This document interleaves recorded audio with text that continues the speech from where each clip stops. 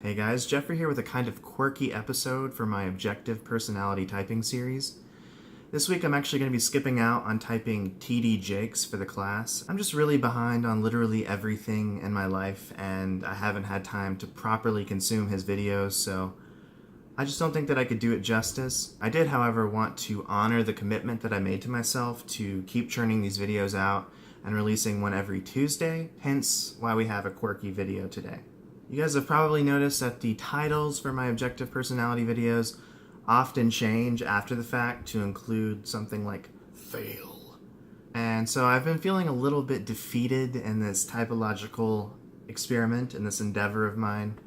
I've been feeling a little bit rudderless and also just unable to compare my results from week to week. I haven't been able to tell how much I'm improving versus how much I'm getting worse. So I decided to work out a little system for grading my homework in the class, and I wanted to share my system with anybody following along at home. And this is obviously a work in progress, so if anybody wants to help me do some refining, just leave a comment and let me know what you think. So the idea is that I wanted something that would specify a person's type with the minimum number of moves required, nothing too redundant. So without further ado, here is my tentative 10-point grading system. So first of all, I get a point if I correctly identified whether the person that I'm typing is a double decider or a double observer. This is a move that cuts the board in half, so I definitely want to get that one right. Then I get a point if I correctly identified them as being self-oriented or tribe-oriented. Then we have gather or organize, thinking or feeling, sensing, or intuition. If you got all of the other stuff right, then the lead animal is actually going to be a given.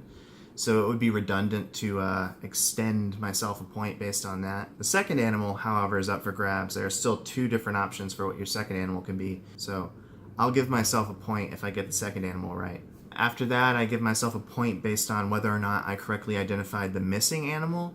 And in doing that, theoretically, that would also specify the third animal. And I'm not sure why I think this, but to me it seems more significant to pick up on what animal is missing, because if you're missing sleep, for example, then you're going to seem extra playful, even if you're not lead play. So it's just something that can jump out at you. And then there's a point for the modalities, and I think it's fair to say that you can get half credit on this one. Now those 8 points alone are pretty much sufficient to specify the correct type, but for the sake of having easy math and 10 full points, I did want to incorporate a couple other elements that I think are kind of significant. So I want to offer myself a point if I specify the right socionics quadra, and now those quadras are not really part of the objective personality system. But that being said, if I fall for peacocking, if I see somebody's demons as their saviors, I still want to give myself credit for seeing the right functional attitudes that are at play in this person's life.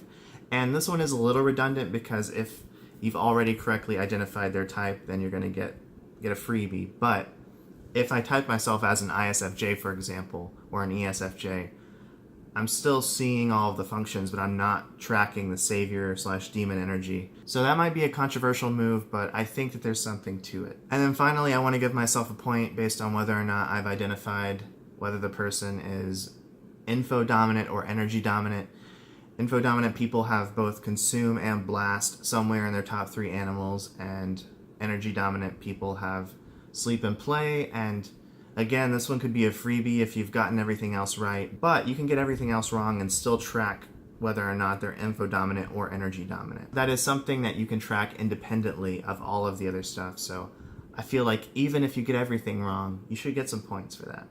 And with that out of the way, we can actually take a look at how I've been doing so far in my objective personality experiment. So it's super disheartening that my strongest typing video was for Hassan Minaj.